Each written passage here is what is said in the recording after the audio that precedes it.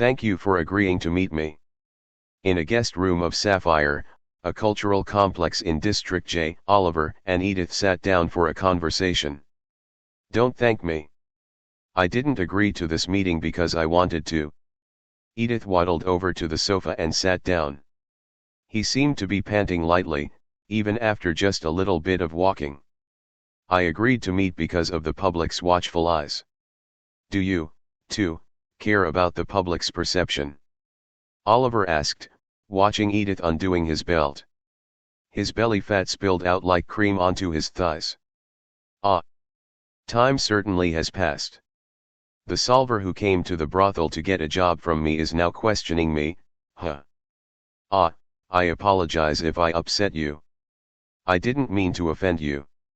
I just thought that you, Mr. Edith, would always be confident and wouldn't care about others' perceptions. Oliver added, fearing a possible misunderstanding.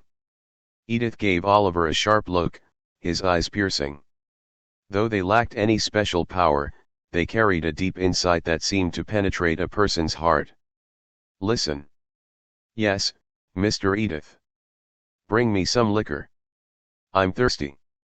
Edith pointed to the bottle of liquor on the table. Oliver complied, fetching the bottle and a glass to pour him a drink. After taking a sip, Edith spoke again. You should have a drink too. It's not fair if I'm the only one drinking.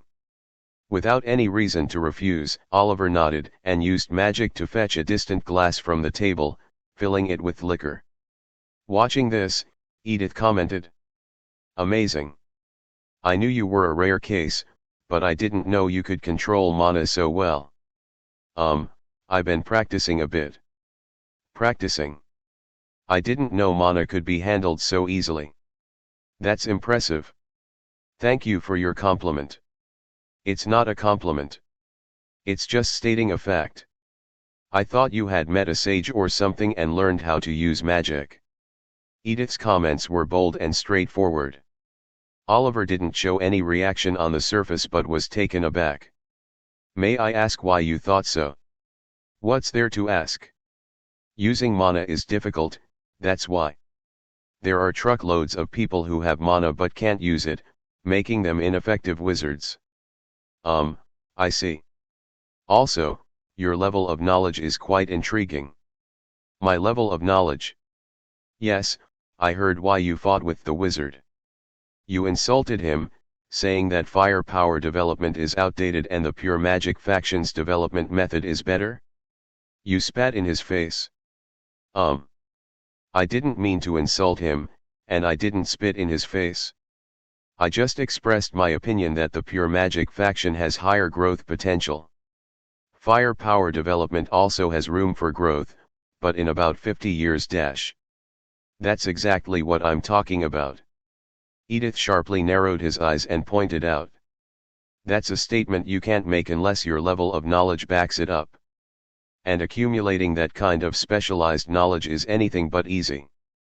The tower guys keep their knowledge under wraps, that's why I thought you might have met a sage or something. A crazy sage who even teaches magic to a warlock. Ah! Oliver admired Edith's sharp wits. While there were slight deviations, he had managed to infer the general situation from just a few pieces of the puzzle. In a way, this was even more impressive than the vision of a warlock that sees through emotions. As expected, his reputation as a master negotiator in Landa was not unearned. Now that I mentioned it, I'm curious. Even if you're self-taught in magic, how did you acquire such knowledge? I've been killing wizards on the job and reading their books and research diaries. Oh. That sounds like a stretch, but it's not completely impossible. Good answer. Stick to that. While Edith didn't believe Oliver's words, he didn't probe further. In fact, he even supported his justification. He seemed to be considerate despite the skepticism. He spoke again. Well, we've had enough idle chat. Why don't you tell me why you wanted to see me? I hope it's an interesting story. Oh, right. I requested this meeting because I wanted to propose a deal to you, Mr. Edith. A deal? Yes. Ha ha ha ha dash. Upon hearing Oliver's response, Edith burst into laughter. It was a malicious laugh that could make anyone feel uncomfortable, but Oliver didn't flinch. After a while, Edith wiped away tears and spoke. Ah, sorry for laughing. Actually, I'm not sorry. It was a funny story. Tell me. What are you thinking of trading with me, a pauper with nothing to offer but violence? Or what? Are you planning to sell some kind of elixir? Oh, how did you know? What do you mean how did I know? This damned city is filled with such peddlers like pebbles. From roadside warlocks to life school members. They all covet my money. Each time, I tell them to buzz off. Is there a reason? Because I already have a dealer. It's disappointing. I thought you were an interesting guy. I'm sorry for disappointing you. But, may I ask one more question? What is it? If it's not worth answering, I'm leaving this room immediately. Is the medicine you're buying from that dealer the blood elixir? Blood elixir? As Oliver mentioned this, Edith seemed outwardly undisturbed, but he was greatly perturbed. As if a secret had been exposed. Nonetheless, he made an effort to regain his composure and tried hard to understand the current situation. This was quite admirable. So, your question means you already know that I'm a user of the blood elixir. Admitting frankly, Edith looked at Oliver, who nodded in response. I'm not certain, it was just a guess. It doesn't matter. Whether it's certainty or a guess, it's all the same. The blood elixir is a rare medicine not easily identified. How did you come to know about the blood elixir? It's not something just anyone can know about. That's a little difficult to answer. Huh. A refusal?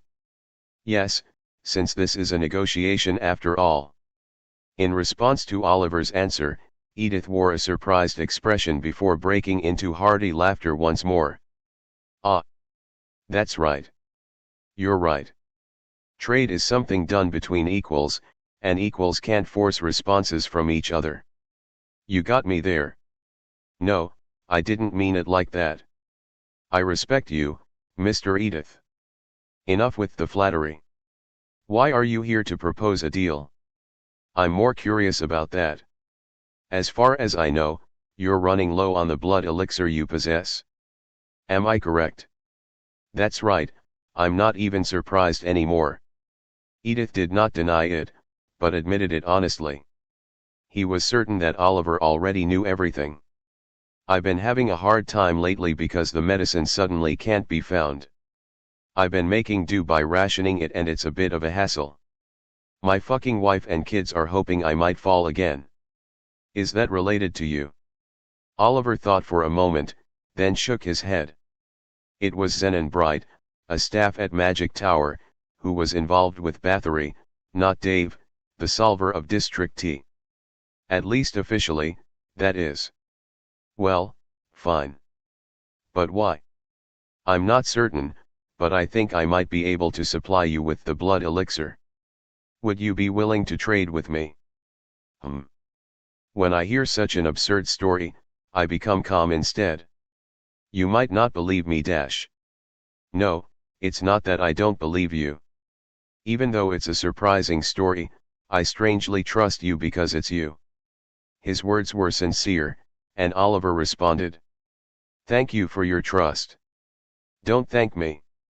It's not you I trust, but my own judgment. What I'm worried about is what you want from me. Judging by the fact you called me here to propose a deal, it seems like you want something more than money. Yes, you're right. You're very smart. I said I don't need your flattery. Tell me what you want. Edith became wary. Oliver spoke. I want to hear the rest of your answer. Furrowing his brows, Edith voiced his confusion. Answer? What answer? Do you remember when I asked you here a long time ago what you thought of Miss Jane? Do you not remember? I remember. And you said you liked hearing voluntary answers and that I didn't have to answer if I didn't want to. I think now might be that voluntary moment. Are you crazy? I apologize. I'm not crazy, I'm just curious. I think I need to hear your answer while you're still alive. You're out of your mind. With that incredible medicine, you ask such a question. Do you know how valuable that medicine is? I don't know its value, but I roughly understand its efficacy.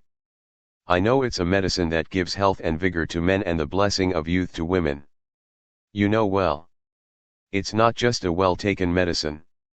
It can free you from financial issues for the rest of your life and gives you immense influence over anyone. It's a miracle drug. But, you would use that medicine just to hear what I think about Jane. Yes. Oliver responded without a hint of hesitation.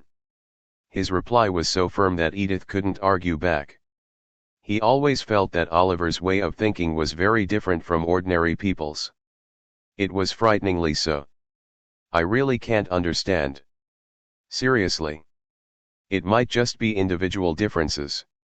I also like money, but while I can earn money through other means, only you can satisfy my curiosity. Why the hell do you want to know what I think about Jane?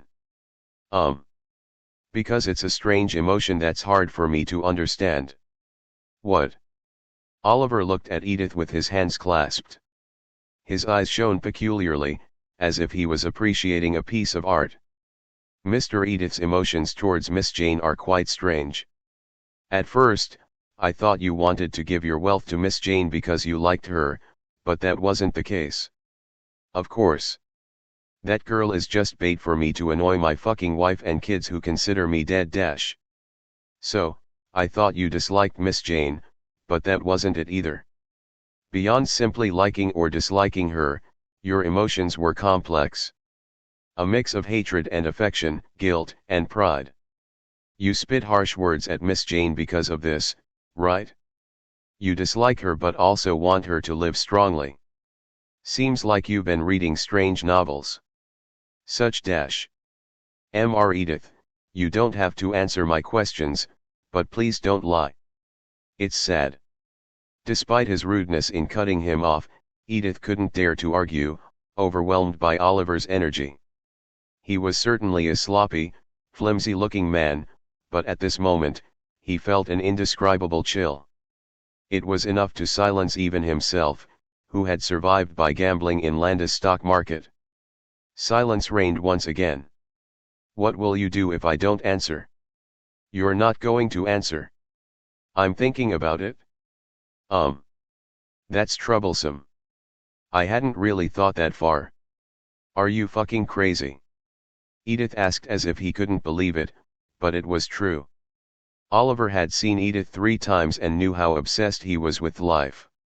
The evidence was his consumption of medicine made from blood for life extension. Therefore, he thought Edith would accept his proposal, and hadn't even considered the opposite.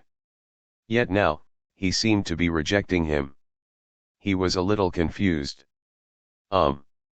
Just to confirm, are you really not going to talk? Even though I am obsessed with life in a disgraceful way, I also have strong self-esteem. I have no intention of kowtowing to a whelp like you just because he threatens me. He was not bluffing, but sincere. He valued his self-esteem more than his life, and at the same time, he didn't want to talk about his feelings toward Jane. More than death. He was utterly resolved. Then there's nothing I can do. I'll just give it to you. Then I have no choice. I'll just give it to you.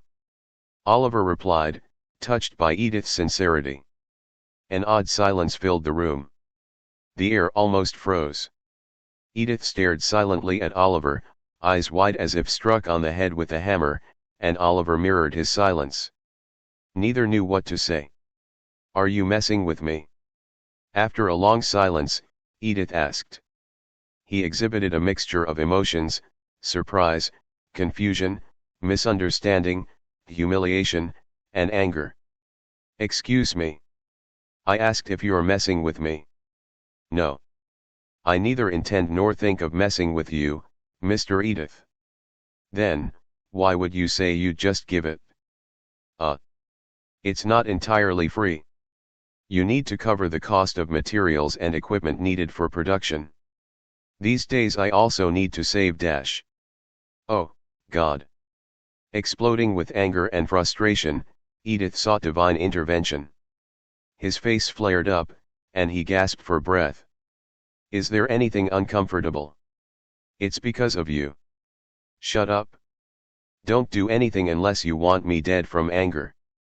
Edith spoke earnestly, and Oliver, as ordered, shut up and did nothing. In the meantime, Edith calmed himself by downing alcohol straight from the bottle. After a moment, he spoke. Ha, ha. There were ways to threaten me. Excuse me. There were ways to threaten me. You could have blown up the deal and waited for me to slowly die. But why didn't you? I could have gotten scared and changed my mind. Because I thought you wouldn't change your mind? Because you seemed determined. Minds always change. That might be possible, but I think it's not right to wait for that. As I mentioned earlier, voluntariness is important. Discussing voluntariness with a person who might soon die? Gur. Or you could have asked for something else. Like asking for half of my wealth or becoming my heir. You shouldn't have said you'd just give it. I don't mean to be arrogant, but isn't that something I should decide? Well, that's true, but this is against common sense. If I have to say it, I don't have anything else that I particularly want from you, Mr. Edith. Of course, money is good, but if I ask for money, it feels like I have agreed on something else. That feels like a loss to me. So, I'm just giving it to you. You're a born negotiator. Edith said. And he meant it? Negotiation is about fighting with words instead of swords to gain more. At first glance, it may seem more gentle than violence, but on the other hand, it can be more fierce and dirty. It exposed both parties in their rawest form. Because of this, as the negotiation continued, one could see the other party's bottom, and any psychological advantage they had begins to dilute. However, the young solver in front of him was the complete opposite. He didn't expose his bottom to gain even a little more benefit, he just suggested that he will willingly give what the other party wanted. In the process, he did not flaunt his power or favor at all. At first glance, he might seem like a pushover, but Edith, who was dealing with him directly, could not think so. He did not sense any weakness in him. Rather, an indescribable presence was imprinted. The existence before his eyes was such a presence that he didn't even know what it was. Despite having spent half his life on the gambling table, he had never felt anything like this. What was even more astonishing was that there was no sense of intention in all these actions. He wondered if he had become emotional as he aged. Still, it was strange. He felt overwhelmed by a brat who was just a child. Not a simple one-dimensional overwhelming power that is stronger in power and wealth, but an overwhelming beyond that. Without realizing it, Edith opened his mouth. Did you help the fighter crew in the same way? The fighter crew? Yeah, I heard you became the leader by helping the fighter crew. It seems like there is a misunderstanding. I did help the fighter crew, but I'm not their leader. Like Oliver explained to Jane, he clarified the misinformation that was known in the world. Edith listened carefully. That's how it happened. It must be deeply upsetting. Thank you for understanding. I wasn't talking about you. Pardon. I'm talking about the fighter crew being upset. I'm sorry, but I don't understand. It's not something you necessarily have to understand. More importantly, you're really going to just give me the blood elixir if I just pay the cost. I can't be sure, but if I succeed in production, I intend to. What does that mean? No, never mind. Don't say anything. There's no point in prolonging this conversation with you, it'll just burst my guts. Just tell me if you can promise or not. Whether you can give me the blood elixir without any conditions. As long as it's not an unavoidable situation, I promise to give it to you. But you still have to keep paying the production costs. An unavoidable situation. An ordinary person might use it as an excuse to break their promise later, but Edith didn't care and immediately nodded. The speaker was none other than Dave. I won't answer your curiosity until the end. Then, it's a pity, but there's nothing I can do about it. Good, then, take this. Edith handed him a small piece of paper. What is this? My personal communication number. You have a personal communication device, right? Yes. Oliver nodded. He thought it would be convenient to have it when he set up a new residence in District L. Good. If there's a problem or you need money, contact me. Ah, thank you. I thought I wouldn't need a communication device, but I'm glad. And let me give you some advice. Advice? Yeah, I don't want the person who is going to extend my lifeline to be involved in any unnecessary trouble. Ah. What is it? Be careful with Shamus. Mr. Shamus. Yes, you seemed close to him, but keep your distance. We're not close though. Oliver spoke calmly but firmly. Because it was true. Edith was momentarily confused, but quickly regained his composure and continued speaking. Well, in that case, I'm relieved. Anyway, keep your distance. He looks full of intentions to use you. Oliver agreed with that as well. Every time he saw him, he harbored ulterior motives. Of course, this was not a criticism.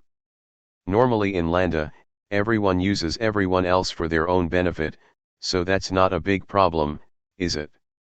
Humph. You speak well. Well, you're not wrong.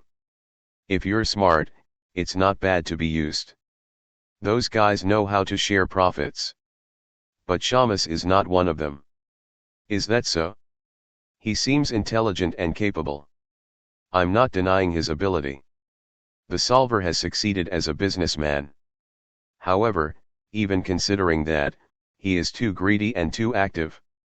Such guys usually can't control their greed and end up causing a big accident. I swear on my bitch of a wife and rat-like children, he will cause a big accident sooner or later. Big enough to stir up society. Almost prophetic in level. But there was no exaggeration in his sincerity. I guess I should warn Miss Jane as well. Since she's in the same group as Mr. Shamus's lovers and has a relationship with them.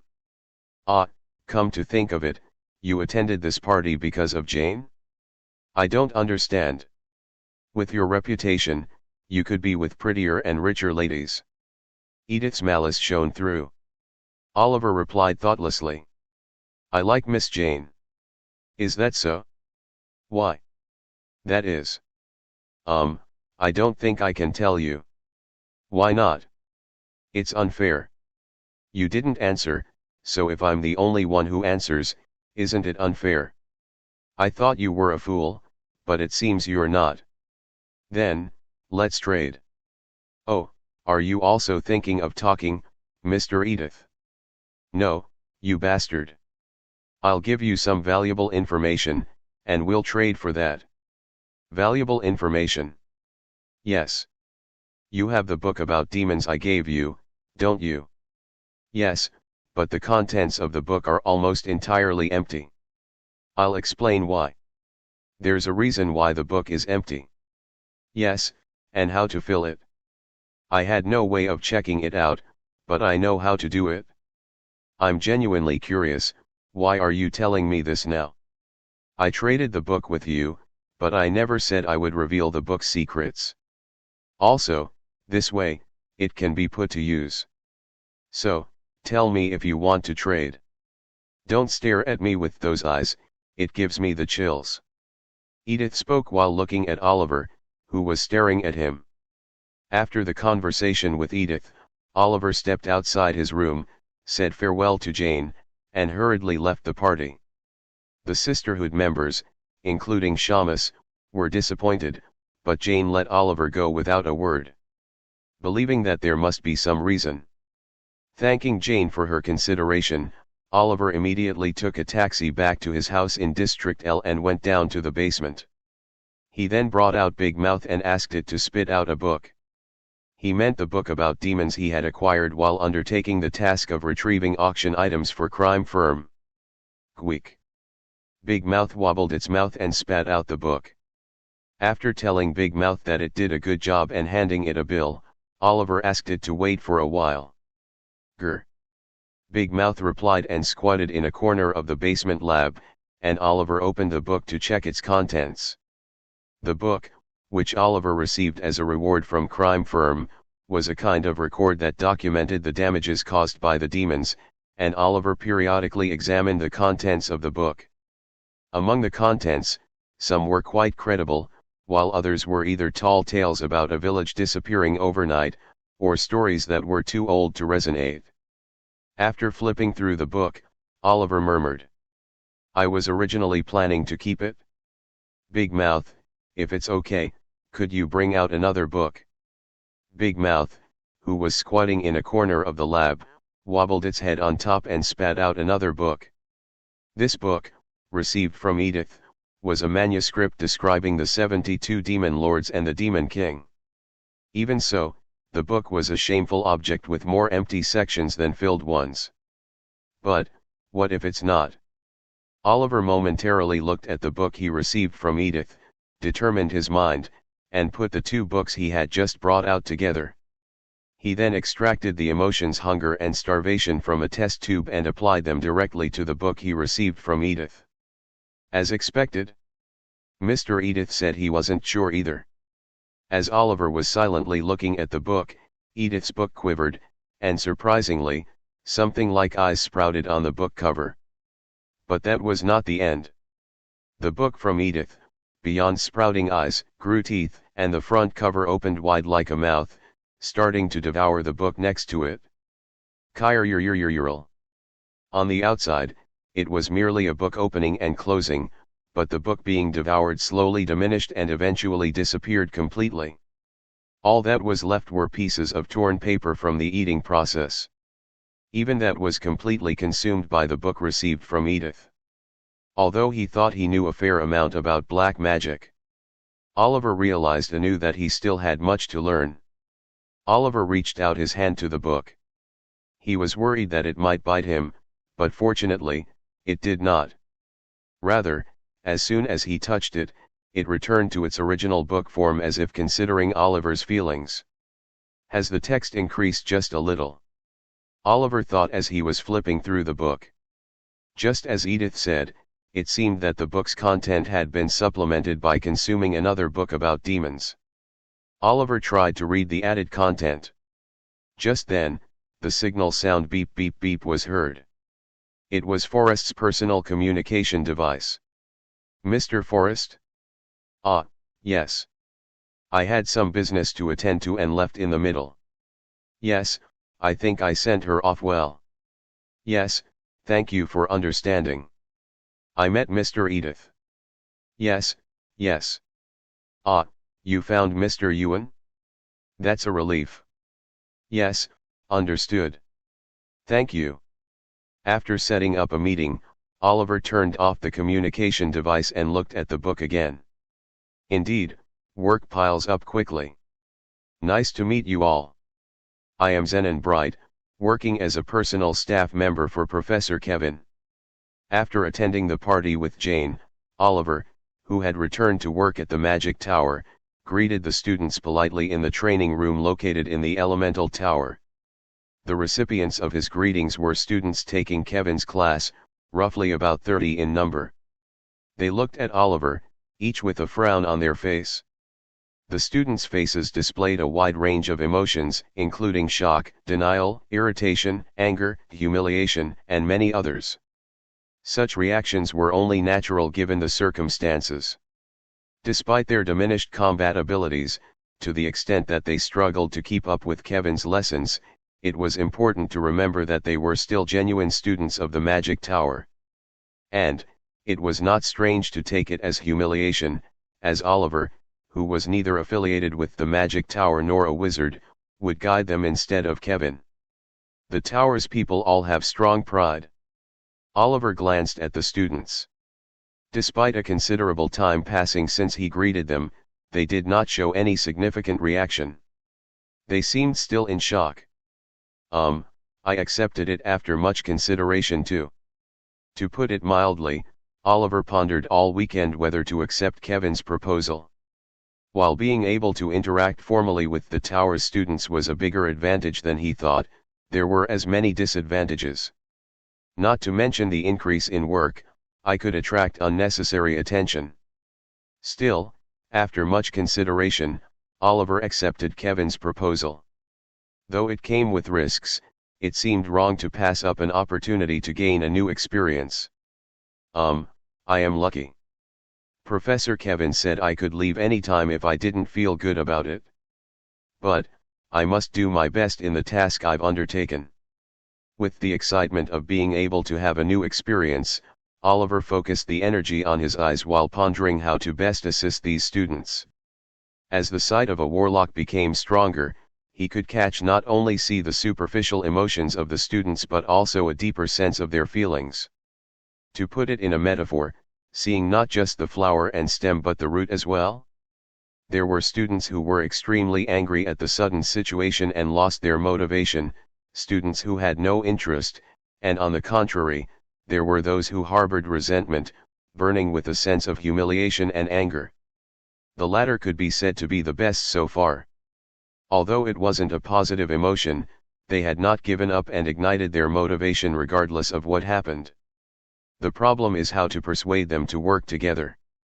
Would it suffice to explain that I am in a supporting role, helping build basic strength and control mana from the side? Oliver, who was unfamiliar with the art of persuasion, was considering the most effective approach when someone unexpectedly offered assistance. Just then, one of the students raised a question. Mr. Zenon.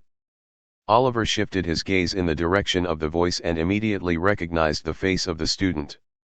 It was a face he knew well. Like Kevin, Oliver had made it a point to familiarize himself with the students' faces and had a general understanding of their personal backgrounds. Ah, your name is Felix, right? From the Gaia school. Yes, that's right. Yes, what would you like to say? Oliver asked with a bit of anticipation. He didn't know much about Felix, but he has seen how diligently he participates in class. Felix hesitated for a while before opening his mouth. Can I speak honestly? Of course. I'd even appreciate it. Honestly, it's very hard for me to accept this situation. It makes me angry. His words were sincere, and Oliver asked with pleasure. What's the reason? We admit that we, who are here, do not have the skill to follow Professor Kevin's class. Still, we are formal students of the Magic Tower and are wizards. On the other hand, Mr. Zenon. No. Of course, I've heard that you've recently done a great job for the Magic Tower and caught the train robbers, but this is hard to accept. When Felix finished speaking, all the students around him shone with feelings of agreement and satisfaction. The same was true for Oliver. I am very grateful for your honesty. I said thank you for being honest. First, let's get one thing straight. I don't intend to teach you overstepping the professor. I'm just here to help you a little with the training that the professor has given. Don't think that I'm teaching you, just consider that I'm assisting you. Oliver spoke, mixing truth and lies appropriately. Oliver's role was to assist them to perform the training assigned by Kevin, but Oliver had the right to change the training volume and method by exercising his discretion. You need this much discretion to work. Kevin said that. But Oliver did not immediately tell this fact.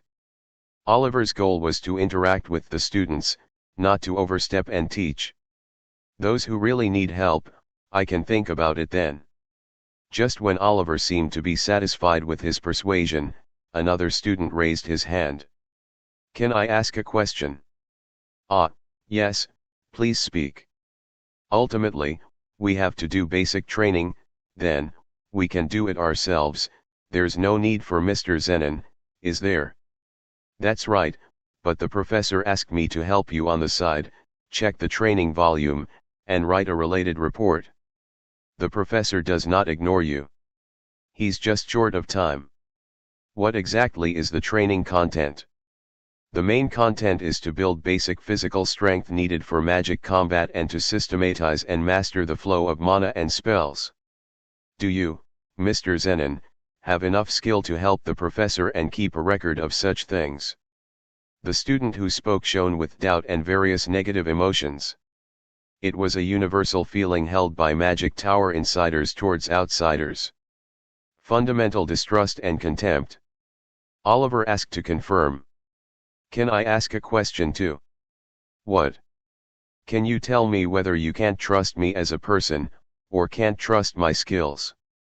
If it's the former, I'll report to the professor and look for another way, if it's the latter, I'll persuade you. Whether it was an unexpected remark, not only the student who had just spoken, but other students also showed signs of embarrassment. He hesitated and replied. I hope you don't misunderstand. It's not that we don't trust the professor's staff. It's just that we doubt whether a person who is not a wizard can properly help us. So it's the latter. Oliver confirmed. There was no discomfort in his voice. He even welcomed the current situation. He had found a way to persuade. Oliver pulled out a mana potion from his pocket and drank it, then rummaged through the magic bag in the corner and took out a tonfa. It was made of steel with mana conductivity, and he had received it as a teaching aid by asking Kevin. A student asked at the unfamiliar sight. What are you doing now? I'm trying to prove something. Pardon? I'm proving that, even though I don't have mana and am not a wizard, I can still assist in basic training. Could one of you come forward? Oliver said it just as he normally would, with the tonfa in his hands. And that made it more ominous. When none of the students volunteered, Oliver spoke again. We don't have a lot of time. Could you please come forward quickly? Did the students make you angry? Upon returning from the basic magic combat class, Kevin asked right away. No, on the contrary, they were good students. Really? Yes, they actively expressed their opinions, which helped me in persuading them. Are you saying that persuading involved striking with a tonfa? I didn't beat them up, we had a match. Oliver spoke confidently. Because it was indeed a match. To make them believe in Oliver's skills. When Oliver mentioned this, Kevin was flabbergasted and speechless. Did I make a mistake? Given the train incident, I thought it would be okay to show a bit of my skills. No, there's no problem. Kevin shook his head. The class itself is designed like that, so as long as it's not severe, they can accept a certain degree of injury. That's a relief. But don't get them seriously injured or disabled. Of course, I understand that. That's a relief. I thought you had lost your temper because you beat up the students. I'm sorry if I gave you that impression. I thought the best way to show them my skills was to have a match. Thanks to that, they agreed to my help with basic physical strength training and mana control. That's trustworthy. Thank you. But, can I ask if there's something going on, Professor? Why do you ask? It seems like you're in a bit of a bad mood. And it seems like there's something else you're curious about. Can I ask? It might be related to your personal life. If I can answer, I will, and if it's difficult, I will ask for your understanding. Good, then, let me ask. You attended an investment party hosted by Sapphire last Friday, right? Yes. How did you know? I heard a rumor. A rumor? Yes, a rumor that Derek of Redhill, a prestigious family from the Agni faction of the Magic Tower, was humiliated by a warlock at a party hosted by Sapphire. Ah! Having encountered Edith and learned a secret about the book, Oliver found himself momentarily forgetting about it. Humiliated. It means a very big disgrace among disgrace. No, I'm not asking about the word humiliation, but why was Mr. Derrick humiliated? He was really impressive. Oliver spoke sincerely. In terms of magic application, combat posture, attitude, and other aspects, Derrick had achieved a remarkable level of progress that was incomparable to his past abilities.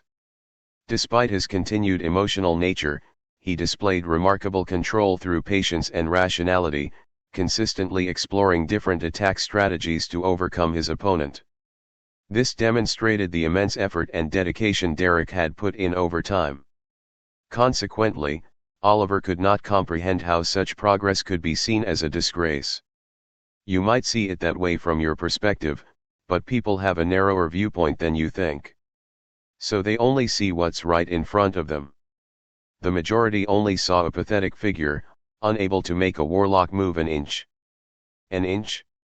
Ah! Oliver exclaimed again. Thinking about it, it did seem like he hadn't moved an inch. Is that serious? Well, it was enough of a shock to make him skip class.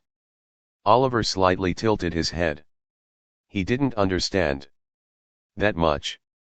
I would normally dismiss it as fussing, but to be honest, it's quite painful.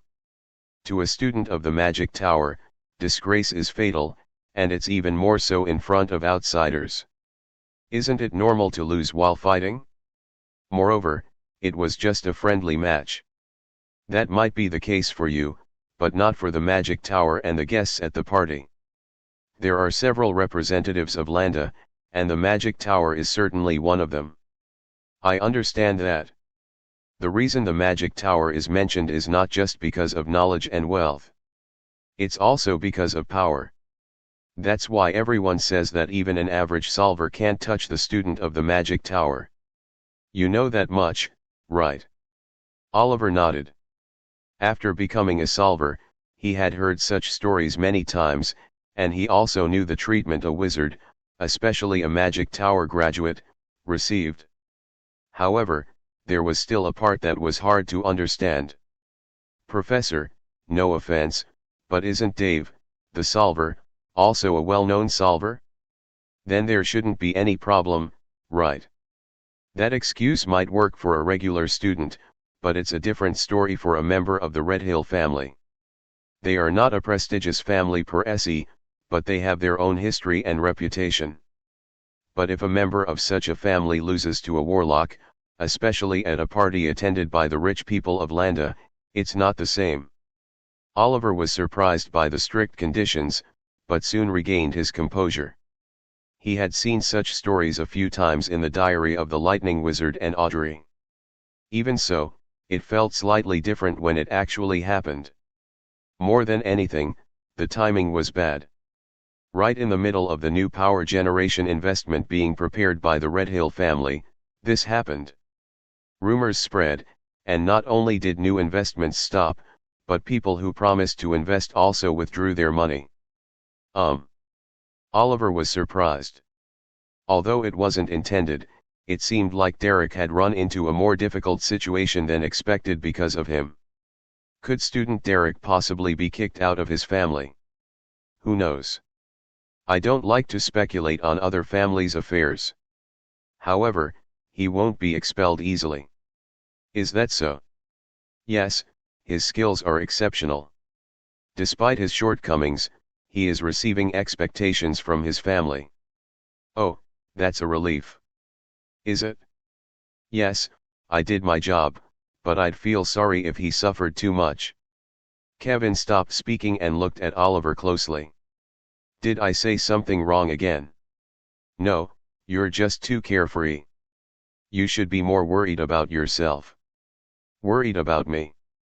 Yes, you might not have intended it, but in the end, you disgraced not only the Redhill family but also the Magic Tower. Wizards have strong pride.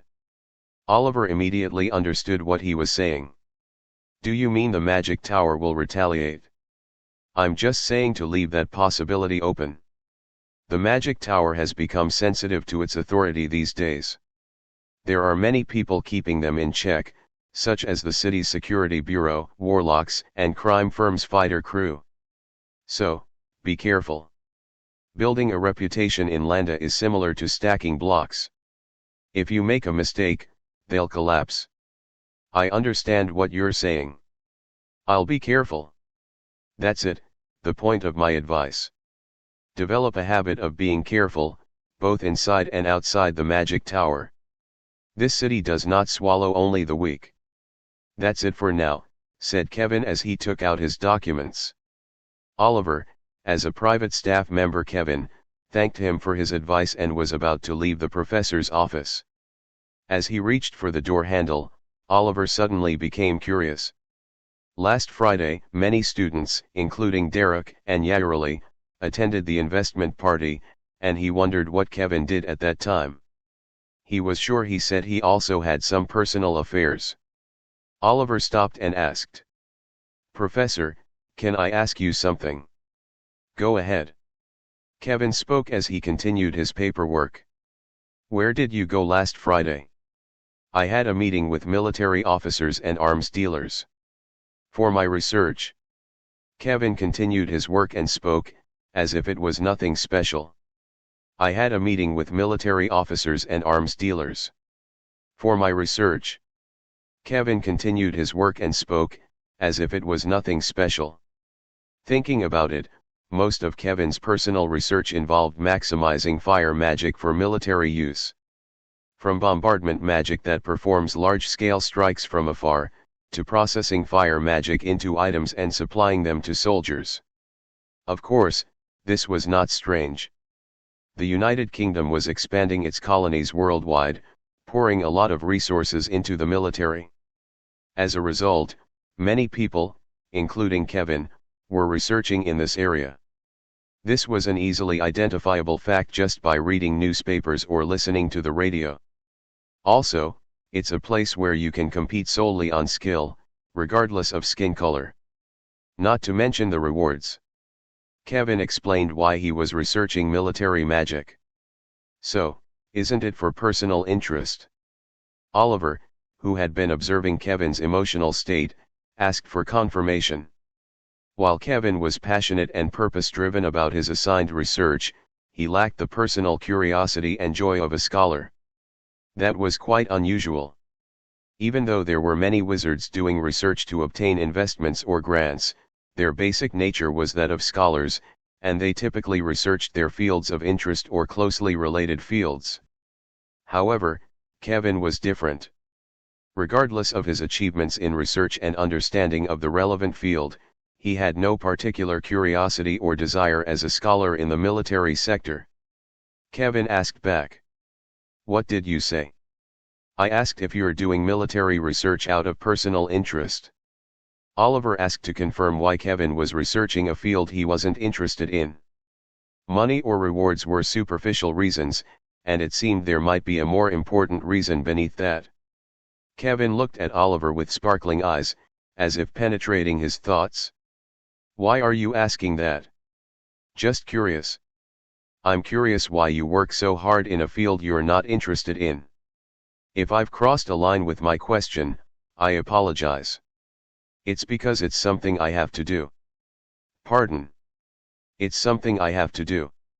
That's all I can tell you." I see. Thank you for your answer." "Don't thank me. It's not for free. I just happen to have a question for you." "For me?" "Yes, I'm curious about what was discussed at the investment party." "Can I hear about it?" "Yes, of course. Not that there's much to tell." "Do you want to talk about it now?"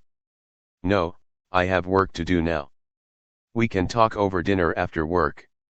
I already have a commitment tonight. Could we postpone it until tomorrow?" "A commitment? What kind of commitment?" "I'm sorry. That's personal. I don't think I can tell you. I shared something difficult with you. Wouldn't it be polite to share a piece of your story?" It was a rather reasonable argument. After some consideration, Oliver replied. I have a personal curiosity and I'm going to seek advice about it. I also have a favor to ask. Advice? A favor? Yes. Oliver nodded in response. After postponing his appointment with Kevin, Oliver delved into his work at the Magic Tower. He wrote reports about the students he dealt with today from his perspective, submitted them to Kevin after completion, and then left for the day. Afterward, Oliver headed home. As soon as he arrived, he had a light meal and prepared to go out again. He changed into a different style of clothing, switched his shoes, and also paid attention to minor details like his belt, watch, and cologne. After putting in such efforts, Oliver left his house again and visited Forrest's new restaurant, located in District T. You're just on time. Did you have your meal? I ate lightly. Good. We are pressed for time. Get in the car. Forrest opened the car door for Oliver. After expressing his gratitude, Oliver got into the car. As soon as Forrest joined him, the car started moving towards their destination in District X. Here's the list. The ones who want to entrust you with their tasks. Forrest handed Oliver a brown envelope. Inside was a bundle of documents, neither too thin nor too thick. Oliver thanked him and started reviewing the list. There were companies he had heard of before, such as Pinkman and Security Guard, as well as renowned mercenary groups in Landa. While there had occasionally been such people on previous lists, their percentage had noticeably increased this time. When he asked Forrest about it, he replied, "It's a natural outcome. Just as money tends to accumulate with the rich, good opportunities also gather for capable individuals. It seems like attending that party had a significant impact." The party? Yes, you made quite an impression by outclassing the students of the Magic Tower. Word got out. Why didn't you mention anything about it? I didn't think it was important enough to report. Forrest frowned in displeasure, but didn't push the matter. He knew that was just how Oliver was. Even if you think it's not important, you should tell me. Anyway, because of that, you've gained more favor among Landa's upper class. Although warlocks are somewhat shunned, seeing you directly at the party has improved your image and given you credibility. It's good news. With the auction incident spreading your name, your reputation is now solidified. Forrest seemed pleased. Looking at the documents, Oliver could see why. With the level of the clients increasing, the quality of the tasks and compensation also improved significantly. Most notably, there were more tasks allowing Oliver to adjust the schedule at his convenience. Almost 2 years into his life in Landa, Oliver found time more valuable than money, so this was welcome news. These tasks won't conflict with my Magic Tower duties.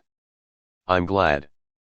It's been difficult to take leave freely since I started teaching the students. I'm really busy now. Oliver belatedly realized the outcome of his choice. It was harder to freely use his vacation days. Of course, it wasn't impossible, but with responsibility on his shoulders, he was indeed less free than before. He wanted to say oops, but decided to just let it go. It was too late to object anyway. Luckily, he was now able to take on tasks in a more comfortable way, so he tried to be content with that. Any questions? Forrest asked Oliver, who was reviewing the list. None at the moment. I'm mostly satisfied with the tasks. It's the natural outcome. It's a reward for your efforts. Just make sure to quickly decide what task you're going to take on. We have to get back to the clients. Oliver agreed after reviewing the list again. Just when Oliver and Forrest's conversation was about to end, Al, who was driving, spoke cautiously. Boss, Mr. Dave. We've arrived at the meeting place. There are people out there. Forrest and Oliver looked forward at Al's words. As the sun was setting and the headlights were turned on, they could see a group of men in suits. They were sitting casually on the ground, but as soon as they recognized the car Oliver was in, they stood up in a straight line. It was familiar somehow. "Is that Joe?" "Yes." As the car stopped, Forrest responded, and got out. As soon as Oliver and Forrest got out of the car, Joe, and the members of the fighter crew, all dressed in suits, approached and greeted them. Even as he returned the greeting, Oliver studied the members of the fighter crew, noticing something strange. "Why are our clothes so similar?" asked Oliver. It wasn't wrong, they were indeed similar. Since becoming a solver, Oliver had purposefully only worn one style of suit. It was to give a consistent impression and to make it easy to disguise himself if necessary. But the current style of the fighter crew's clothing was strikingly similar to his own. When Oliver asked about it, Forrest responded, Working with crime firm, they all decided to wear suits, to show that they're a united team. The crime firm is a big organization, so they need to maintain their dignity. But your explanation doesn't seem to cover why their clothes are similar to mine."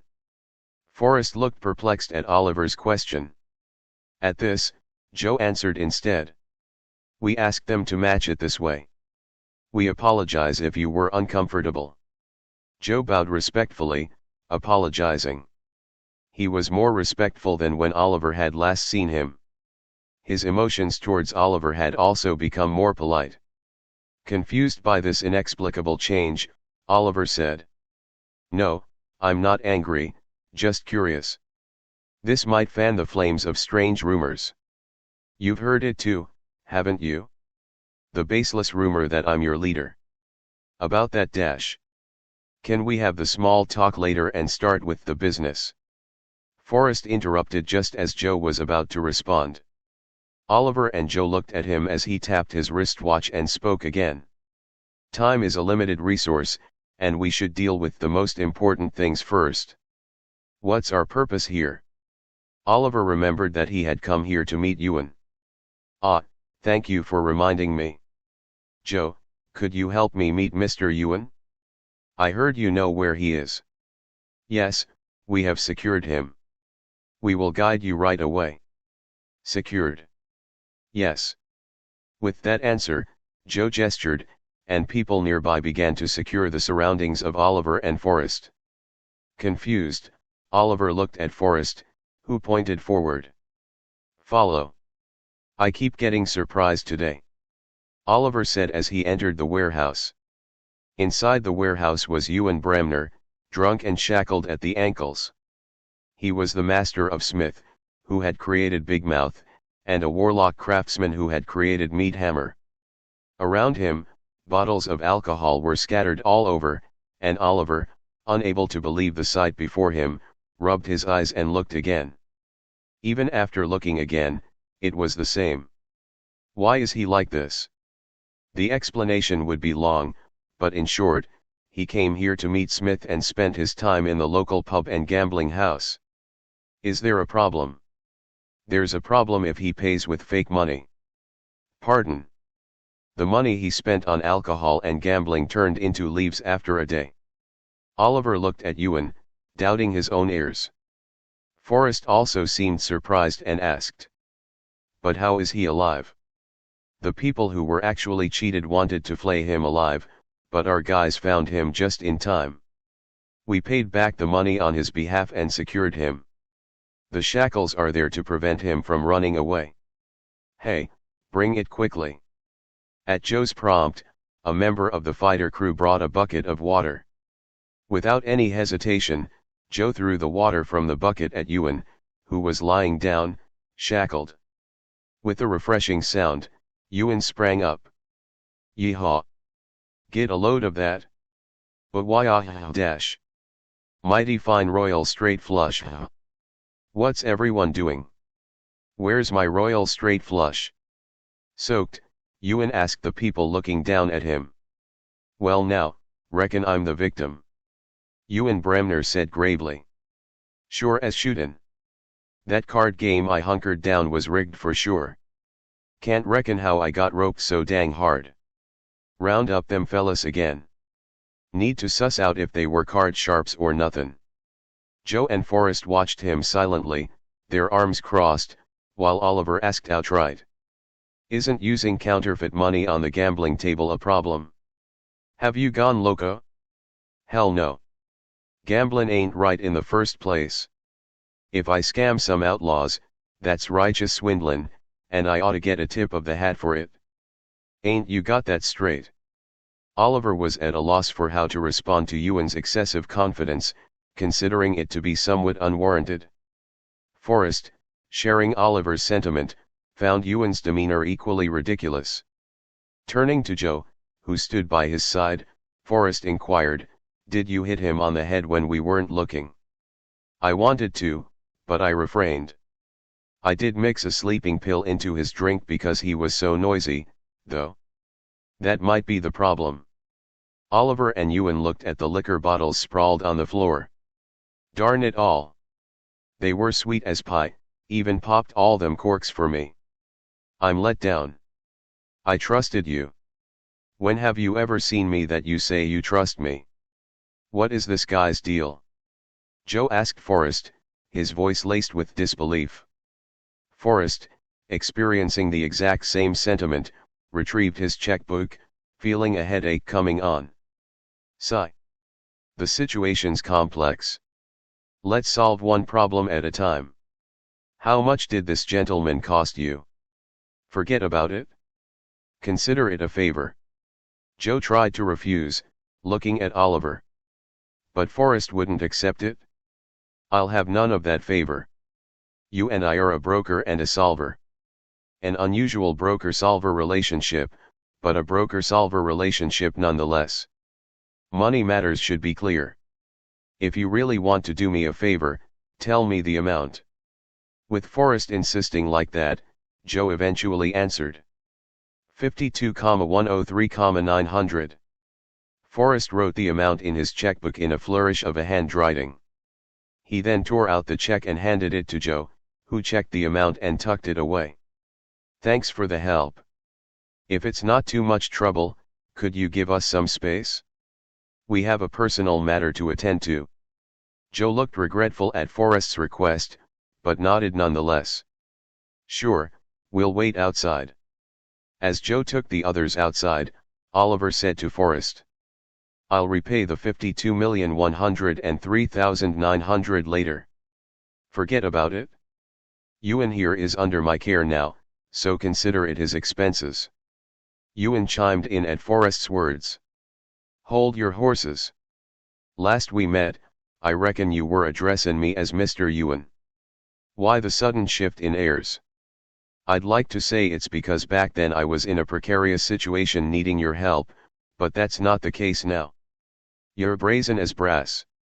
But I can't argue 'cause you ain't wrong. You're quite the rogue. I thought the same.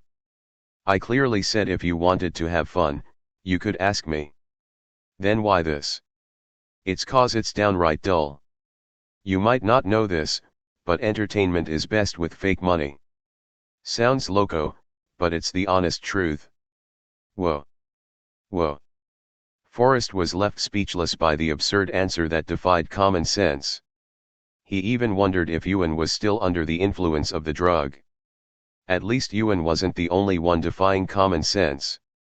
"Can I ask you a question?" Oliver tentatively raised his hand. "Make it quick. My head's poundin' from the hangover. What's this counterfeit money? They were talking about money turning into leaves? Leaves? Ah. Good question. It's all 'cause of this." Suddenly looking like his hangover was gone, Ewan rummaged through his cloak and pulled out a handbag-sized bag. It was a mystery how he could pull out such a large bag. Oliver wondered whether the cloak was a magical item. Look. With a proud glow in his eyes, Ewan thrust the handbag in front of Oliver and Forrest. It was a handbag sewn together from various human skins, with eyes embedded here and there, and the mouth made of gums and teeth. "My masterpiece crafted by mixin' up a clan of counterfeiters. Stuff leaves in it, let it stew for a month, and it morphs into cash. Granted, it switches back after a day and there's a limit to how much you can put in, but it's still quite the wonder. Oh, that really is amazing. How did you make it? I don't rightly know. I also stumbled upon success after fumbling a bunch of times. Personally, I reckon dash. Clap. Forrest clapped his hands and stopped the conversation between the two warlocks. Knowing that if he let it continue, they would veer off topic. As Forrest spoke, Oliver immediately snapped back to attention. Ah, sorry. I thought it might turn out like this, which is why I followed you. Mr. Ewan, did you hear anything from Joe? Ewan, hungover, frowned at Forrest's question. Here? Ah, yeah. I recollect. I heard. You had something you were itching to ask me? And you boldly stated that it would tickle my fancy. Ewan said without a shred of pretense. You have the nerve to say, a top-notch black magic craftsman like me would be intrigued. I wanted to hawk a loogie in your mug for such cocky nonsense, but I held my tongue cause Joe was eyeing me. Can I spit at you, Mr. Forrest? Joe is still outside. Dang it. Then I can't spit. But if your question ain't interesting, I ain't spillin' the beans. The alcohol is still messin' with me, makin' me brave. Forrest squinted, grinning helplessly. He looked extremely tired. They say that when people are too tired, they start feeling good. It seems to be true. Dave, could you please take it out? At Forrest's instruction, Oliver nodded and pulled out Big Mouth first. Ho, it's definitely a work of Smith. But it seems a bit strange, doesn't it, Rebel?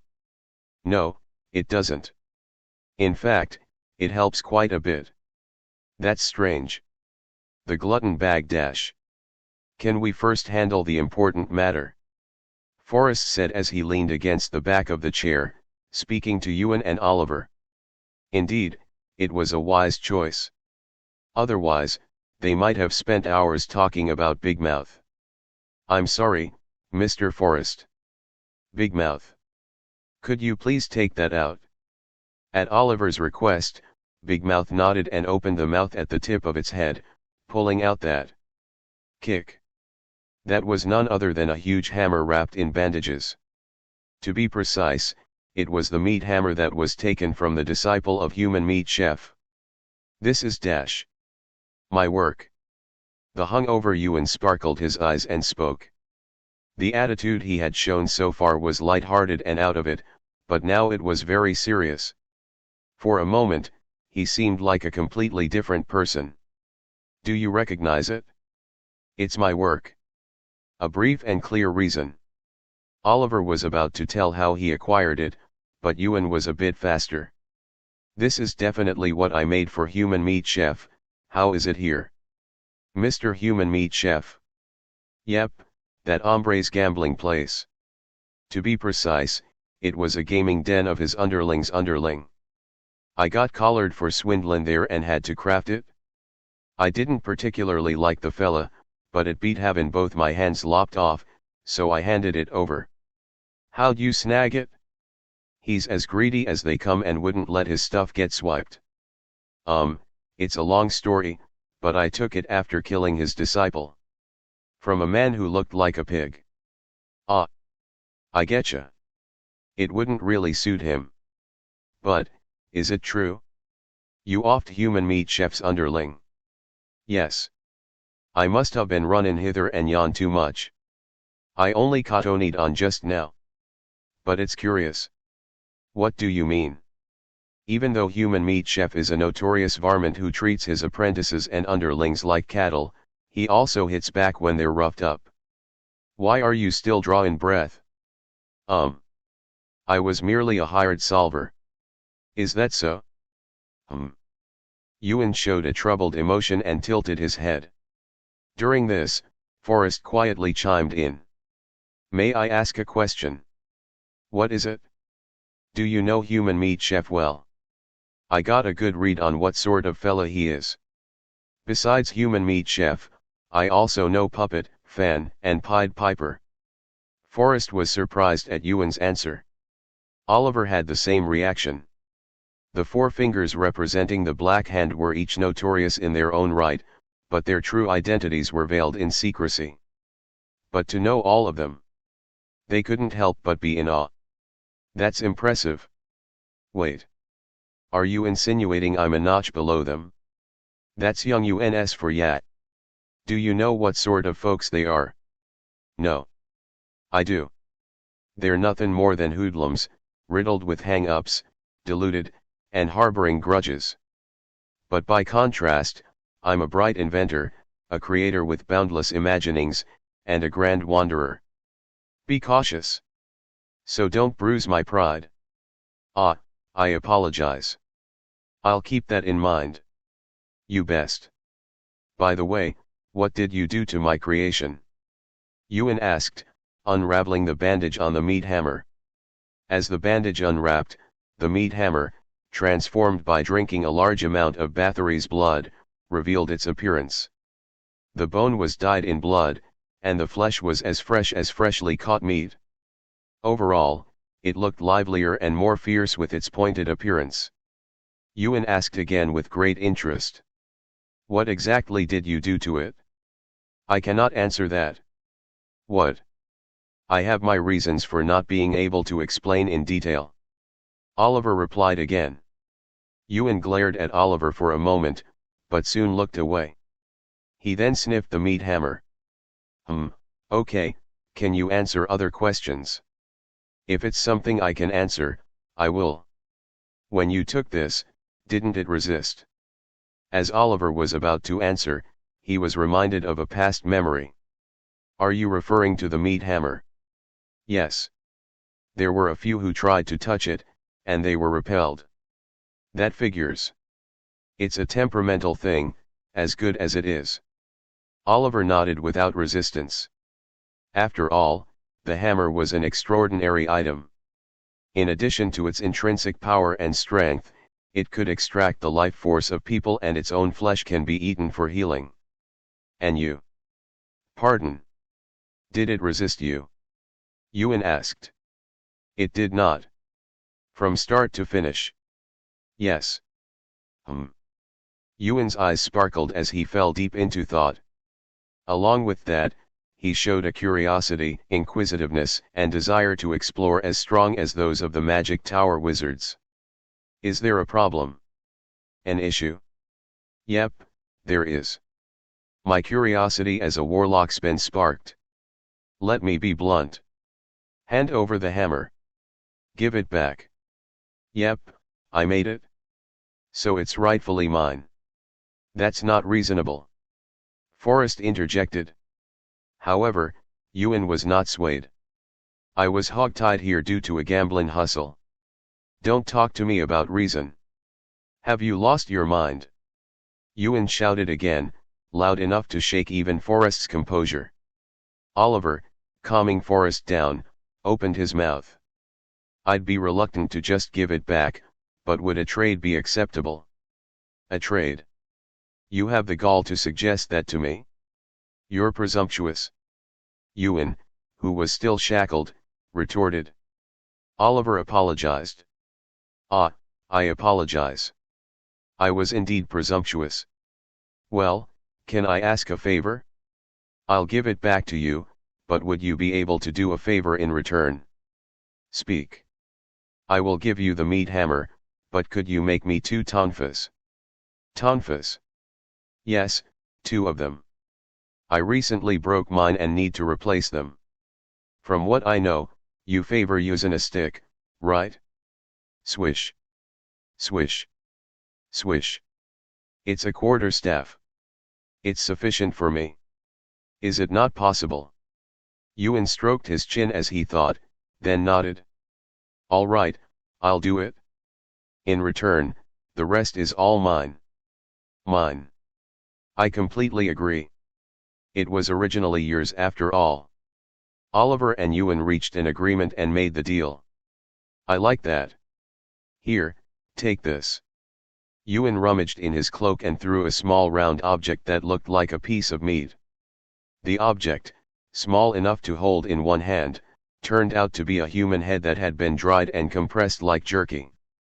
What is this? My personal communication device. Absolutely, there's no threat of being eavesdropped on.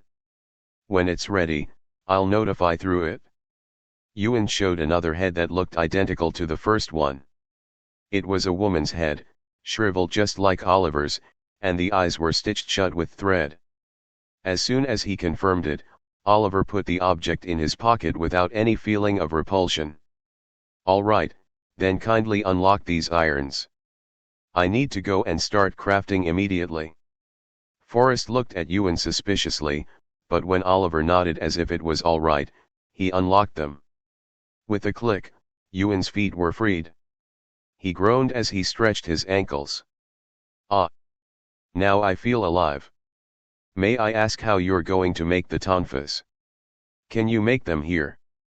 No, first, I gotta skedaddle from this place and head to District Z. Ewan answered Forrest's question. Forrest asked again in disbelief. District Z? Yep, that's the only place I can craft M. It's the only place in this here city where the aura of hell still lingers. The aura of hell. It was a term that piqued Oliver's curiosity. Seeing his reaction, Ewan spoke first while looking at Oliver. He said with a broad smile. I'll explain in detail later. Once the deal was done, Ewan stuffed the meat hammer into his cloak and stood up from his seat to leave the warehouse. I'm not sure when, but I'll contact you later.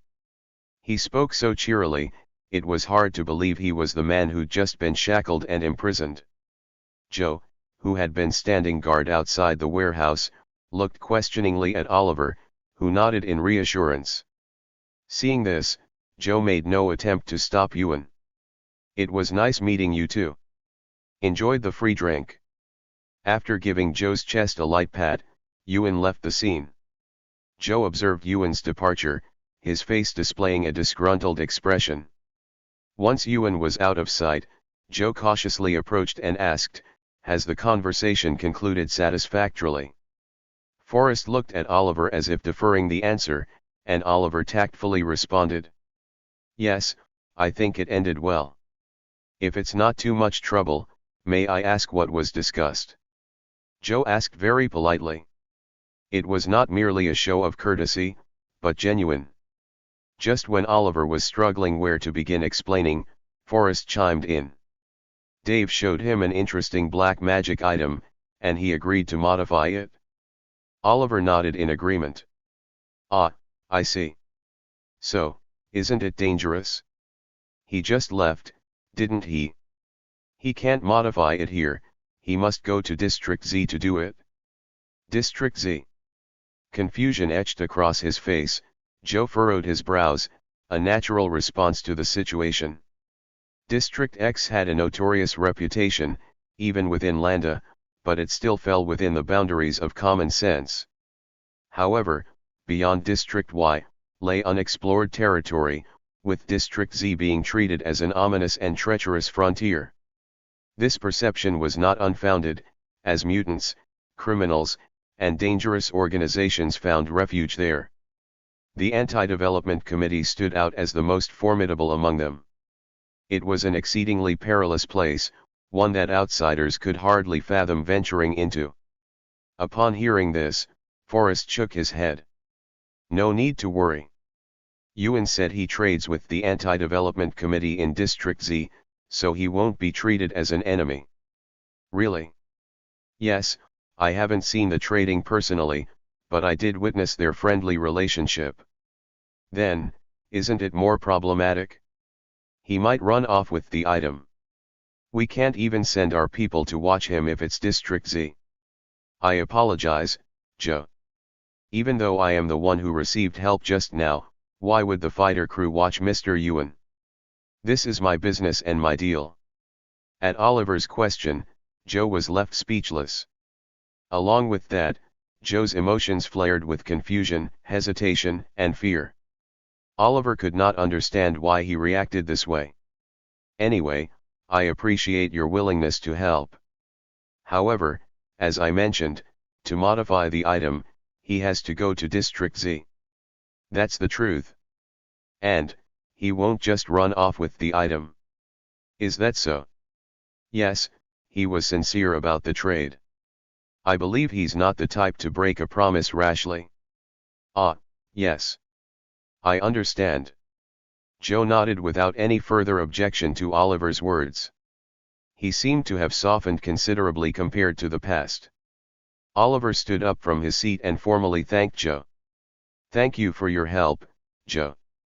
Thanks to you, I was able to meet Mr. Ewan sooner than I expected. I was worried about falling behind schedule, but I am truly grateful. It's nothing. I just did what I should have. Even though Oliver was the one who received help, Joe seemed more humble. Something was off.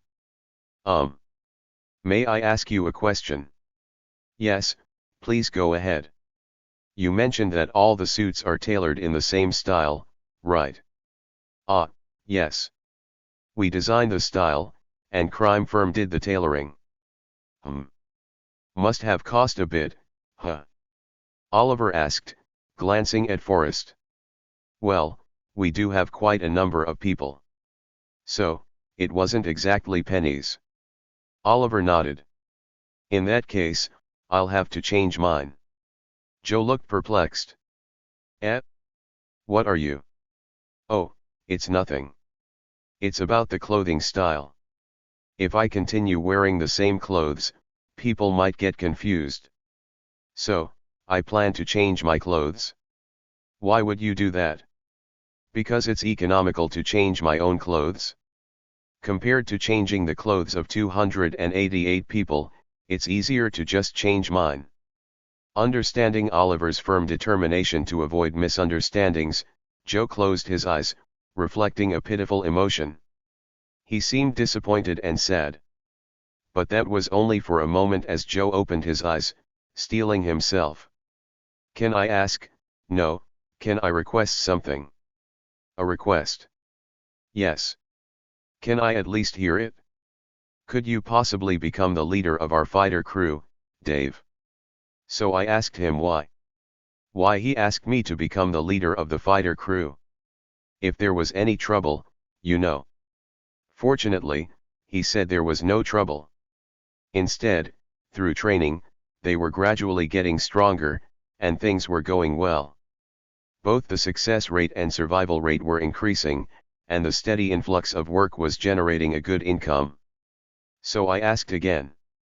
Then why did he ask me to become the leader? And Joe answered like this. All the members of the fighter crew admire and like me. They realized how grateful they were for how much I've taught them without any conditions. So, they begged me to become their leader. Not only Joe but also the others who followed him. To be honest, I didn't feel bad about it. I felt like my efforts in teaching them had paid off.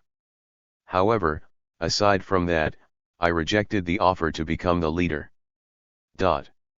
Isn't it strange? Even though I taught them, they were the ones who worked hard to learn. But it was strange that I, who had done nothing up until then, would sit in the leader's seat there. Moreover, I'm not even from District X, Y, or Z.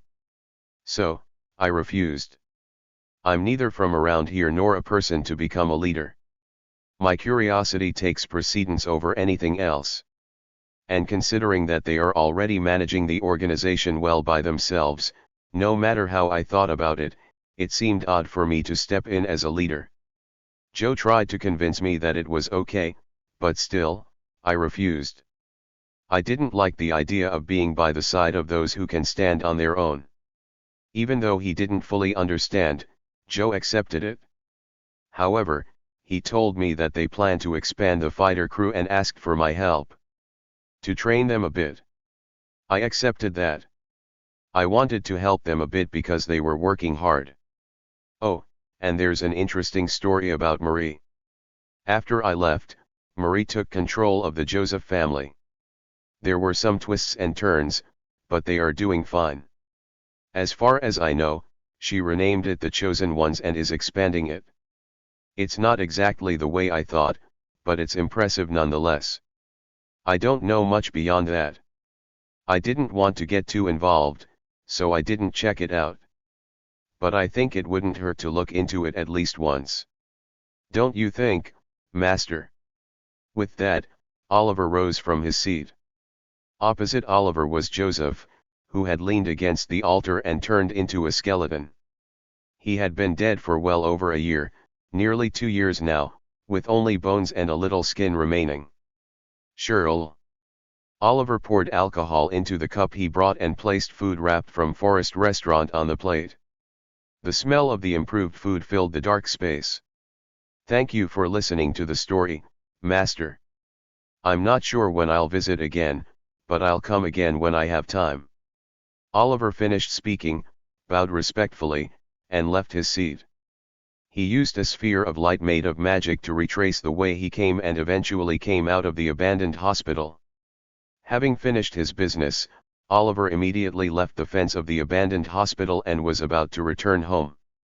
But, can I catch a taxi here? I didn't think about the transportation to go back. How did you usually get back? I asked the taxi I came in to come back a few hours later. Today, I came in a car instead of a taxi, so I failed to reserve another for later. How about the car you got a ride in? I can't make someone busy wait because of my personal affairs, it's not good, so I sent it first. But, I think I made a mistake. That's going to be tricky. It's quite hard to catch a taxi in District X. Shall I call you one? If you could, thank you. Mr. Kent. Oliver said, looking at the beggar sitting in the corner of the alley. He was wearing a worn-out long coat and holding a quarterstaff disguised as a cane in one hand. Oliver looked down at him and asked, by any chance, were you waiting for me? Would it be a lie if I said no? Yes. How did you know and waited for me? You heard how our poor brothers make a living, didn't you? It's not that hard to find out that you're coming here. Ah. That's amazing. Hee. Amazing. And somehow I thought you would come here when you came here. Anyway, nice to meet you. I'm sincerely glad to meet you too. It's been a long time. It's been a long time. Actually. I came to ask you a favor. Ah. Oliver gasped a little surprised, but quickly regained his composure. There was no case of visiting someone in this busy city without any business. Rather, this was natural. Please tell me. If it's something I can help with, I'd be glad to help. Kent lifted one side of his lips and pulled out a bottle of alcohol hidden in his long coat. Can you have a drink with a lonely old man? That was really all. Kent's purpose for coming was simply to enjoy a drink and have a conversation together. He expressed that it seemed to be the only opportunity to catch up with the busy Oliver. Oliver tasted an unknown joy from his words and talked about this and that about his life as Solver Dave. Among them was a tale of attending an upper-class party, which greatly impressed Kent. He remarked that not just anyone could attend such an event, as it required exceptional skills, reputation, and presence. Curiosity piqued, Kent inquired about a rumor he had heard. He asked if Oliver took the lady he brought last time as a girlfriend to show off his wallet and if he became the boss by overpowering the entire fighter crew with force. Of course, Oliver calmly explained the situation, refuting the false rumor. Kent simply chuckled in response to the explanation. Yeah. Somehow I thought you would, if it was you. How are you, Mr. Kent? I'm just living as usual. Kent revealed that he was currently expanding the reach of the Poor Brothers, establishing a new information network.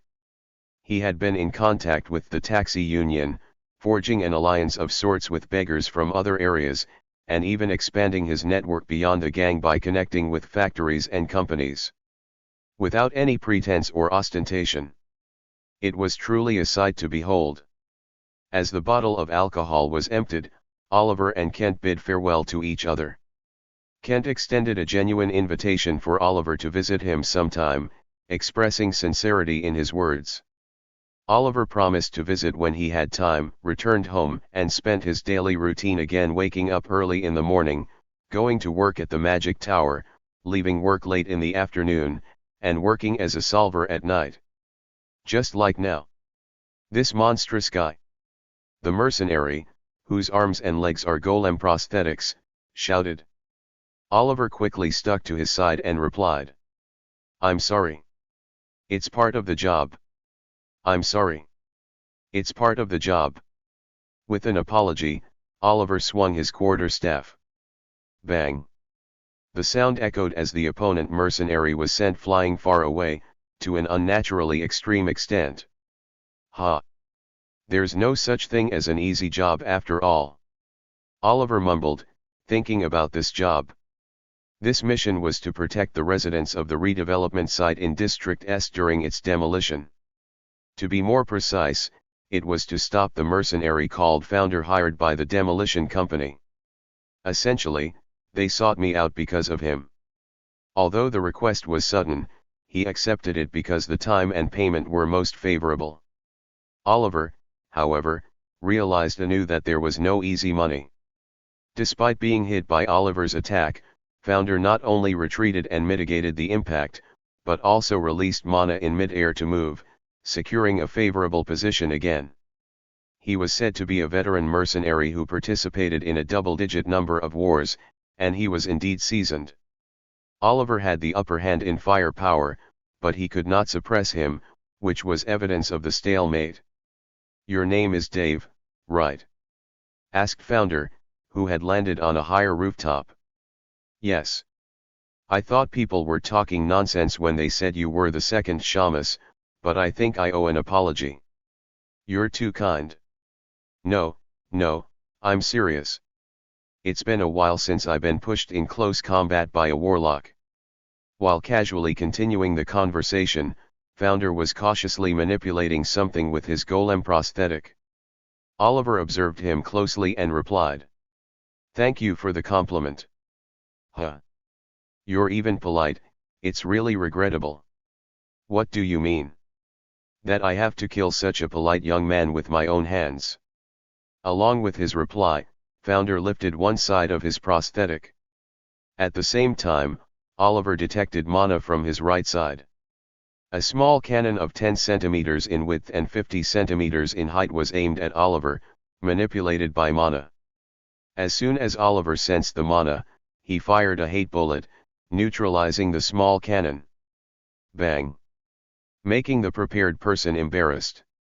Even though his planned attack failed, Founder didn't flinch and extended both golem prosthetic arms to barrage mana bullets like a machine gun. Oliver deployed his black shield to block the shower of mana bullets while firing back with hate bullet. Then, while maintaining his offensive, Founder jumped using his golem prosthetic legs, easily avoiding Oliver's attack by moving to the next door rooftop. Indeed, he was familiar with long-distance combat. As evidence, Oliver's attacks failed to even graze him and only broke the poor rooftop railings, doors, or mana bullets. Especially, when the mana bullets clashed with hate bullets, they exploded like fireworks, illuminating the demolition company and the eviction dwellers' labor union fighting below. The demolition company, which had hired Founder, was pushing forward with a golem, and the eviction dwellers' labor union was desperately stopping it with their professional union fighters. Your employer is fighting quite hard, but it's just a matter of time. Founder shouted in mockery. His intention was to make Oliver anxious and to turn the fight in his favor. But regardless of his intention, what he said was true. Because the demolition company had brought a golem and was pushing hard. The innate defensive power and mass of the golem were threatening just by moving, and the eviction dwellers' labor union, which lacked the firepower to suppress it, could only retreat according to the golem's pace. All they could do was to buy as much time as possible. If Oliver didn't join quickly, they would soon be breached. Don't you need to help quickly? If they lose, you won't get the balance payment. Founder continued to provoke. If Oliver couldn't control his impatience and moved, he would immediately attack his gap. To this, Oliver replied. I agree that I should help quickly. So, I need to finish this quickly. As soon as he replied, Oliver concentrated the emotions in his hand and fired dozens of hate bullets at once, as if exploding. Like a shotgun. The bullets of hatred formed a wide bullet pattern in a fan shape. It's useless. Founder extruded mana from his golem prosthetics, maneuvering in the air to avoid Oliver's attack. However, it was fine. Oliver never intended to hit him in the first place. Huh. The fan-shaped bullets of hatred flew wide to Founder's left and right, above and below, and then exploded. It was just firework level, but for Oliver, that was more than enough. Targeting. Hate bullet. Oliver cast 2 black magic spells at the same time. A wave-like emotion extended and created a dartboard on Founder's body, followed by a hate bullet that compressed a substantial amount of emotion. Thump. With a heavy sound cutting through the air, the hate bullet flew precisely toward the dartboard. Such a petty trick. Founder, without panicking, extruded mana from his golem prosthetic again and twisted his body diagonally to evade. Just as he had done so far. But this time, it didn't go the same way. As the dartboard moved, the hate bullet also minutely changed its direction. Because of the straight-line nature of the spell, it didn't accurately hit the dartboard, but instead, it hit one of Founder's golem prosthetic legs. Thud.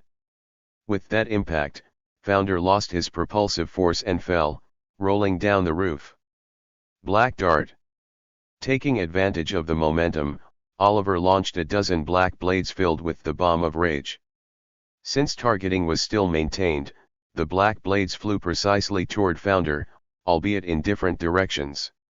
Seeing this, Founder immediately raised both arms like shields, spreading a magical barrier from his prosthetics, and the black blades collided with the barrier. Quack quack wong. A huge explosion that shook the building occurred, raising a thick cloud of dust. Oliver examined Founder's condition with the eyes of a warlock. His life force and willpower have weakened a bit, but he's still in a state to fight. Oliver immediately stretched out his finger and poured hate bullets toward Founder hidden in the dust. Since he could see through the exact location with emotion, mana, and life force, shooting wasn't that difficult. Founder spread a magical shield again to block Oliver's attack. Seeing that he couldn't escape like before, it was clear that there was a problem with his prosthetic leg part. Just when Oliver thought he would easily win if he pressed like this, something sprang out from the dust. It was a bomb. Not a typical grenade, but a bomb holding the energy of black magic. That's... Boom. The bomb exploded in mid-air. A substantial amount of black smoke spread around with the explosion. Black mist, a black magic spell, composed of emotion, life force, and smoke, could even blind the eyes of a warlock. However, Oliver was fine. If he couldn't find him with emotion or life force, he could find him with mana. Especially, the mana-forming Mr. Founder's prosthetics is unique, so it's not that hard to find. Oliver focused his eyes, and immediately sensed something and spread the black shield. Just then, a flying object came out of the black mist and shot a laser-like bundle of mana toward Oliver. Zing. The identity of flying object was a part of the golem prosthetic arm, surprisingly falling off and attacking Oliver directly when the black mist spread. Who knew it had this function? Impressive. Oliver blocked the laser with a black shield, marveling. It seemed to have a considerable output. If it had hit, it would have delivered a substantial shock. It appeared that the black mist was not to defend but to counterattack. It was impressive. Thinking of a counterattack, not defense, in that situation. Thump boom. A shock shook the ground, and something hefty fell near Oliver.